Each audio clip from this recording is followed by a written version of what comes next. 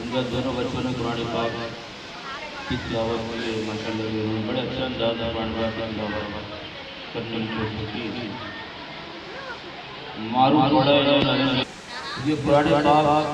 हिफ्ज़ करना के अंदर हिफ्ज़ मुकम्मल कर वो कुरान पाक हिफ्ज़ करना, क्योंकि ये मुझसे ये मुझे पता है इन्होंने काफ़ी लिख के पढ़ाई नहीं की है, मगर मेहनत बहुत अल्हम्दुलिल्लाह काफ़ी मरतबा ये हार मान जाते थे, घर से कम करना उनको हौसला था कि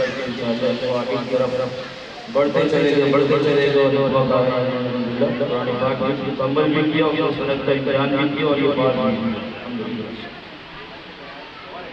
और इनके माँ बाप की बड़ी मेहनत करते थे, घर पे भी काफ़ी मेहनत करते थे, पढ़ के आते थे, याद करते थे, क्योंकि एक बच्चा जब ज़हीर हो उसको पढ़ाना उस्ताद के लिए इतना मसला नहीं होता, क्योंकि वो चल पढ़